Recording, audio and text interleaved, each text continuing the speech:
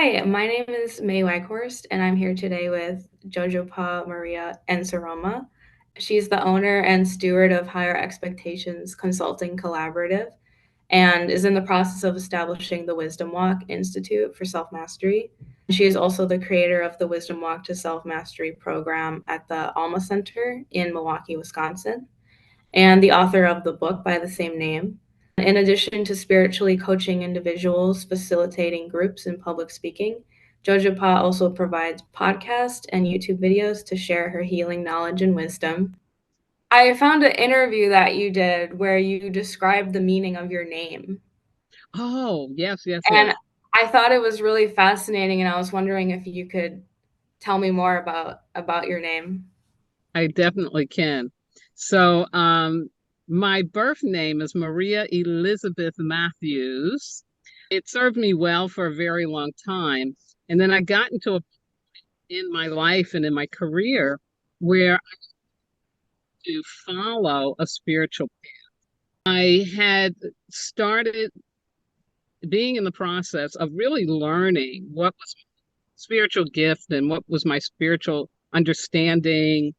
And I was given a book about an African shaman who talked about his initiatory journey after having been raised in a Catholic boarding school in West Africa. And I read his book and it changed my life.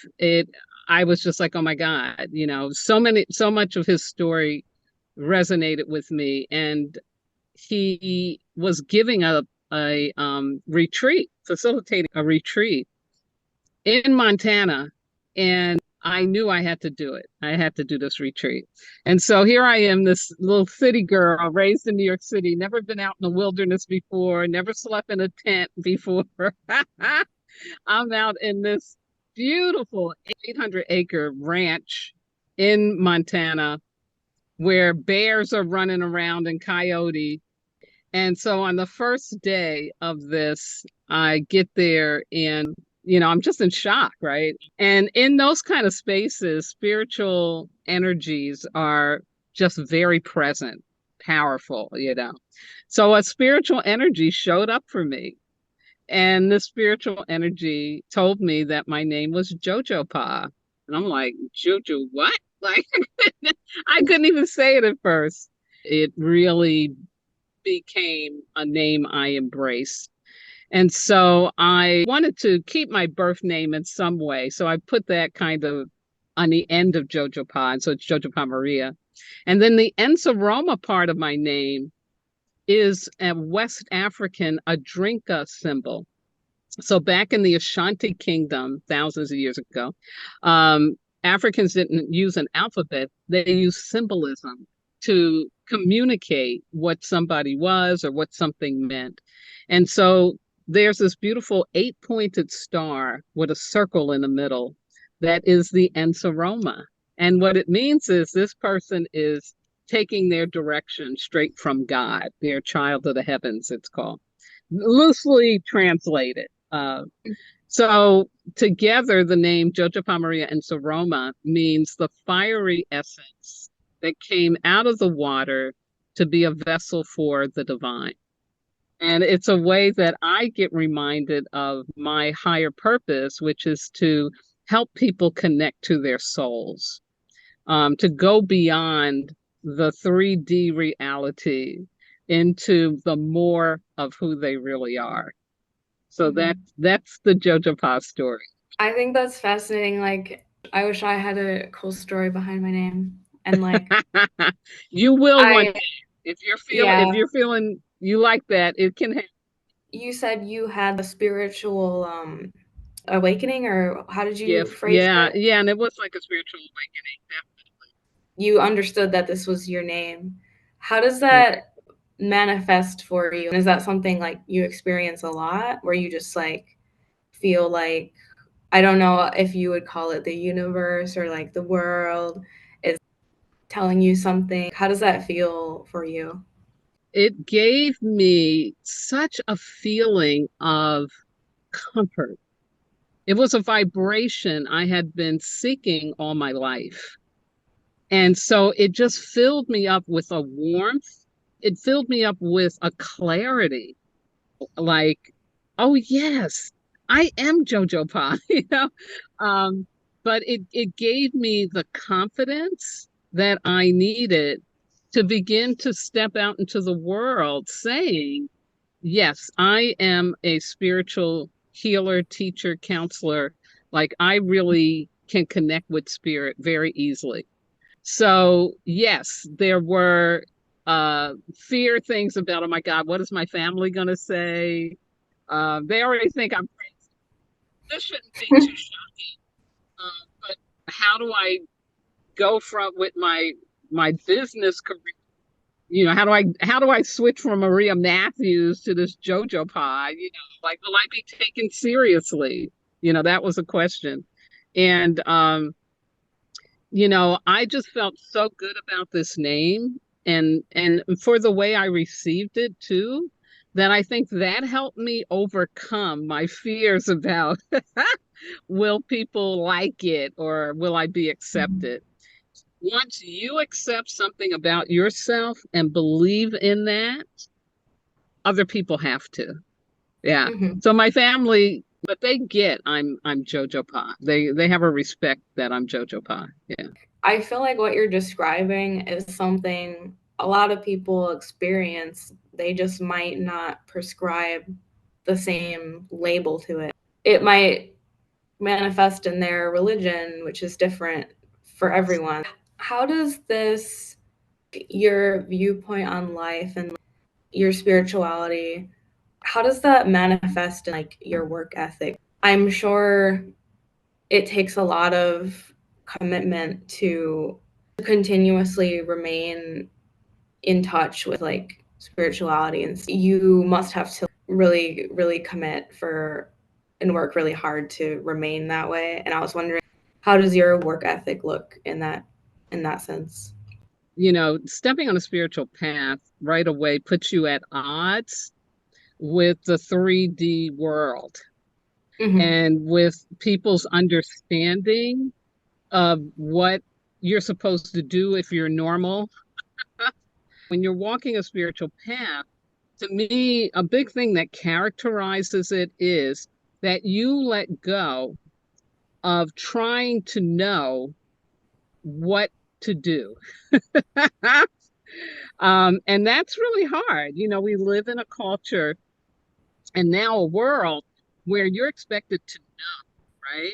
Isn't that the worst thing in a classroom? If the teacher calls on you and you don't know, back in the Yeah. day, they used to put a dunce cap on your head. So now you're on the spiritual path. You're dealing with the unknown. You're dealing with something that's greater than your intellect, greater than what you've known before, right? And so it's very humbling. Um, and you do have to let go of that need to know or trying to know in the ways that, you were conditioned or raised to. So that in itself requires a courage because you are faced with daily risk taking where you are surrendering to a greater order and direction. And why? This is the big thing.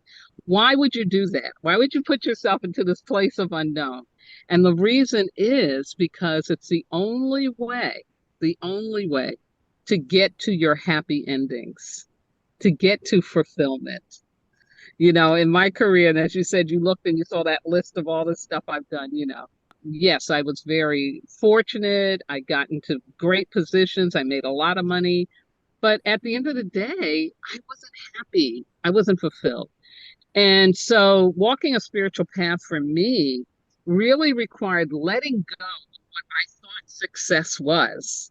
Because Mm-hmm. success didn't make me happy. Mm-hmm. Like, so I had to open up to learning what is success. Remembering that when I thought I had it all figured out, when I thought I knew, if I do this thing, then I'll be so good and I'll feel so good.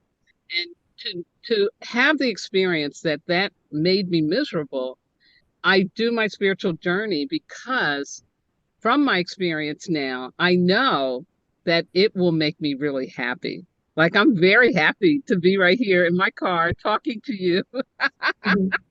in this way. It's bringing me so much joy. I have to just every day remind myself. Sometimes I have to stop myself from doing what I think I'm supposed to do. And I'm not talking about like obligations. I'm talking about, in the way even that I'm supposed to do something. To let that go and just really keep trusting the process, trusting my God, which I call my greater order and direction, to guide me and to lead me into the people, the places, and the things that are really right for me. And something's right when it makes you feel good, like hearing my name, like makes you feel warm inside. Yeah, then you're in a good place. The things that tighten up our stomach or make our head tight and all that stress, that's not Yeah. good for us. And I, put myself through that for many, many years. And finally I said, enough, I'm done. I'm not going to do that to myself anymore. I'm going to treat myself well. And I'm going to listen to my God and I'm going to follow my path. Sometimes you have to focus on your own happiness, and people might consider that selfish. But I think like it's okay to have your own best interests. People don't want to disappoint other people. You don't want to Yes, be like, well, I'll let these people down if I do this or if I don't do this. If you're not happy with it, then you don't have to do it. You shouldn't have to focus on what other people think of you to achieve your happiness. true. And my term for it is self-full. I like that. Rather than selfish, we have to be self-full. Because if I Mhm. don't put my oxygen mask on first, if I don't feed myself first, I really Right, can't help anybody else. right. Even when I think I am, I really have to learn how to include myself in my life.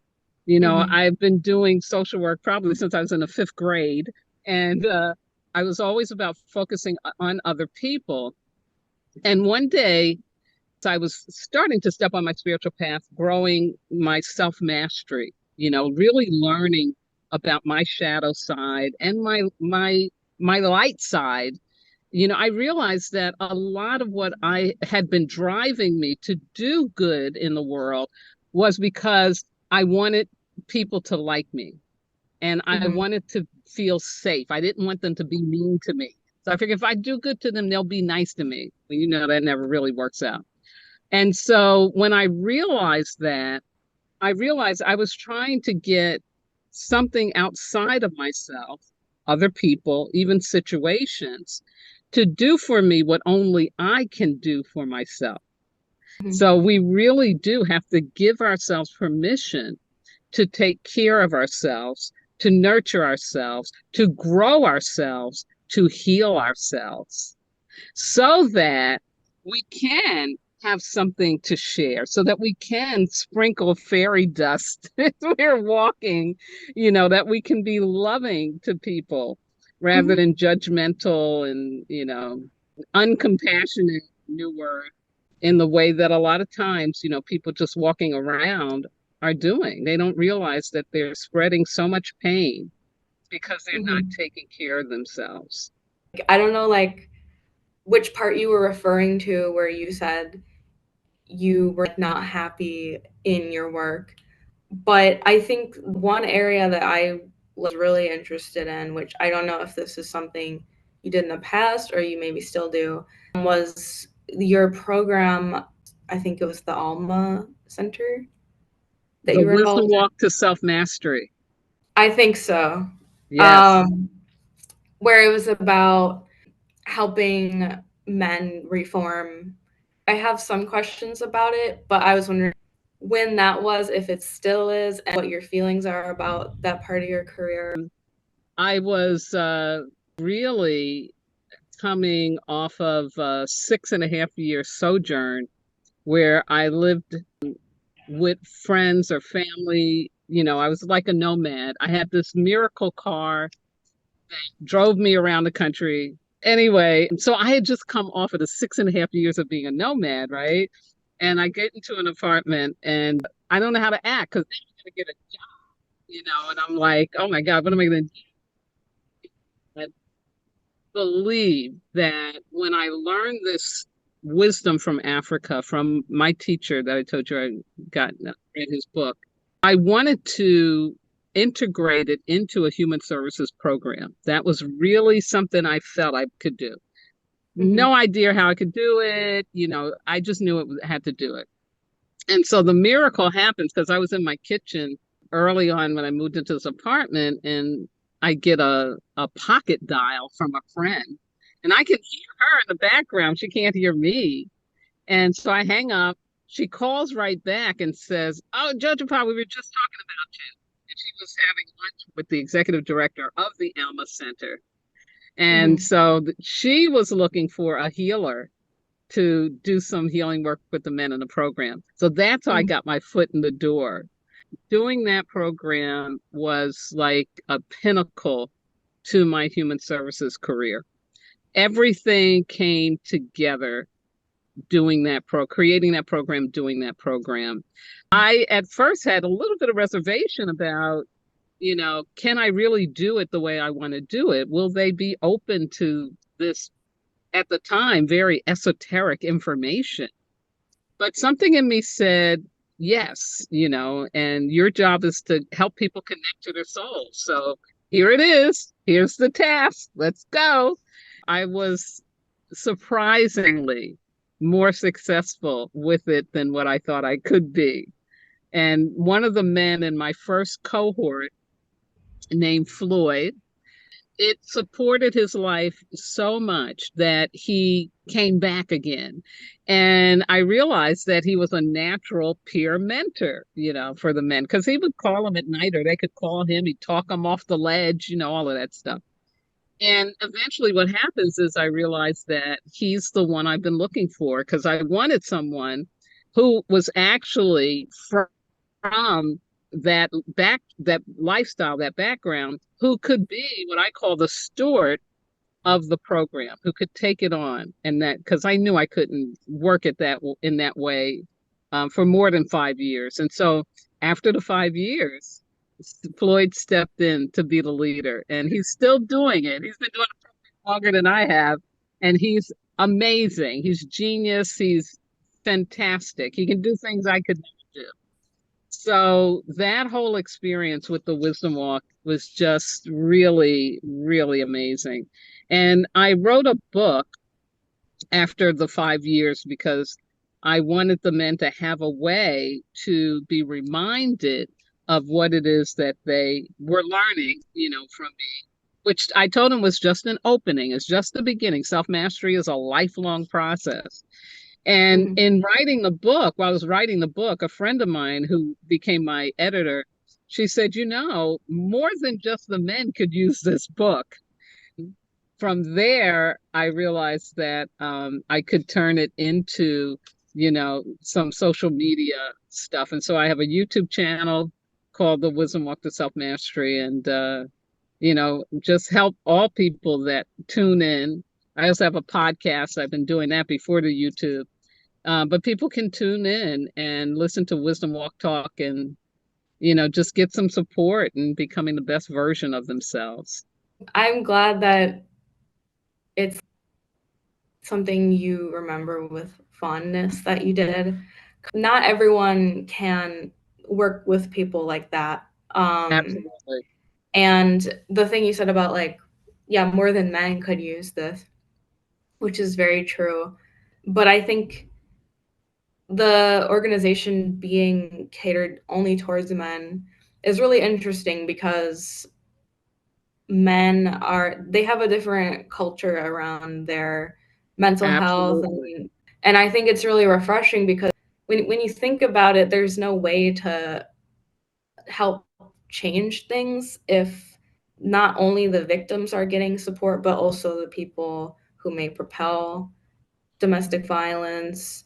aren't also getting support spaces to become better. And I just had never really heard about a resource like that before. Yeah.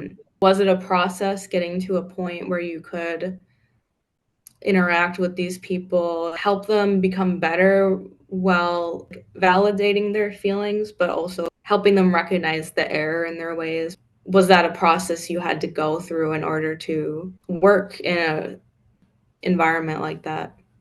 This is what, to me, a spiritual intelligence is really about, is that everybody who's not you is representing something about you.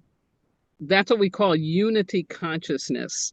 And because the majority of these men were Black, and because I'm Black, and I have a father, a brother, cousins, when I sat with these men, I was seeing that.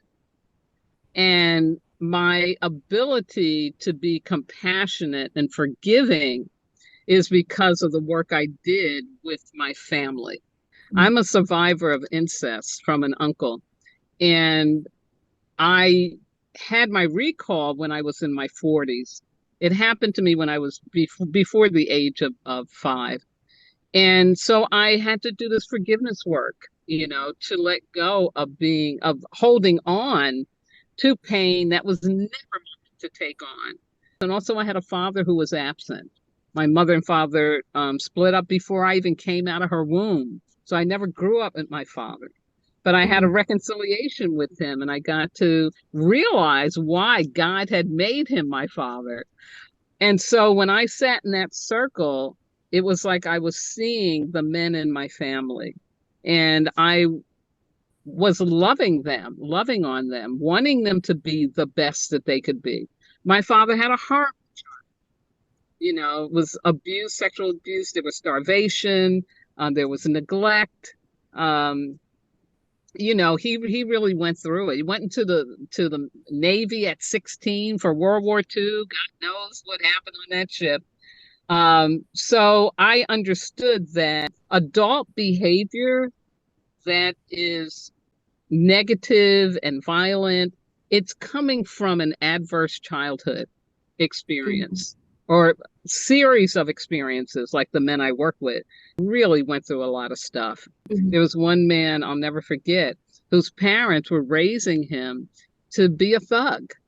And they would sometimes, to punish somebody who didn't give enough money back or whatever. They torture him in the basement for a weekend. And then on Monday, this kid, he was just a kid. His job was go down and clean up the blood. I mean, it's just crazy stuff like that that people have been through in their childhood. So my job was, first of all, to love on them and have an expectation for them to be the best version of themselves, that they didn't have to stay in that behavior of Mm-hmm. fear and violence, that they really could learn what it means to love oneself. And because I could believe that for them, I think it opened up something in them to begin to believe it for themselves. Also, the African spirituality that I use is very, very, very powerful. It's a medicine wheel, like most people know about Native American in Africa, every indigenous culture. And a medicine wheel is basically a copy of how the universe works. And what I love about this medicine wheel that I'm a keeper of is that it helps people understand that you came born full with a purpose, that you're not just here random, you're dropped in, that you really are here because there's something inside of you, some gift, some talent, some genius that you Mm-hmm. have to contribute to the world. And so if people can heal from the trauma from childhood, then they can get access to that genius. It's just a wonderful thing to have that level of hope for people. And it's something they have to choose. I can't make them heal or want to be better. They have to choose that. So we weren't always successful in turning somebody around within the time frame that we had to work with them. But I can definitely say the majority of the men that came through the program or come through the program do really transform themselves. At the point you are right now in your life, what would you say the most important mantra you have in the current time or like in the last year? What have you been focusing on, or what do you tell yourself every day? At the beginning of every year for my podcasts and my YouTubes, I sit and I listen to messages from spirit about, what is it that I need to focus on that I can share with others for this year that we're coming into.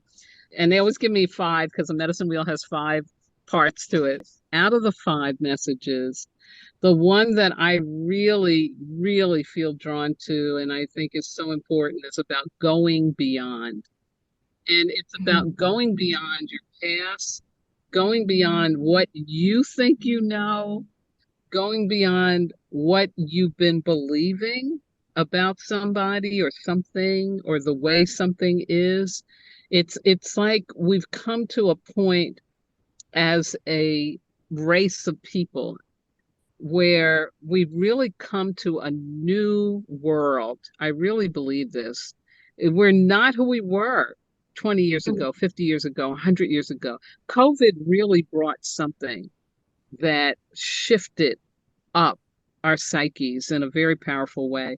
So we're really standing at the beginning of a whole new world. And so we've got to go beyond the borders of Mhm. what we've known, got to go beyond the borders of our trauma, what our trauma has taught us, and really give ourselves permission to be self-full, as you were talking about, take care of ourselves, and learn how to contribute to the well-being of others.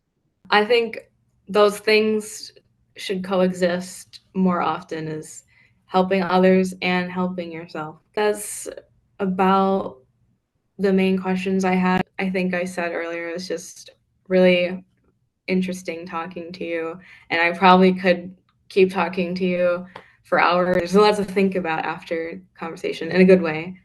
And I really Mm. appreciate you talking to me. You are a fabulous host. I so loved your questions. You made me feel so comfortable. You gave me great leads so that I could talk and share really good information that I love getting out to the community, and to inspire people. And you just really held space for me so beautifully. Thank you, thank you, Thank you. thank you.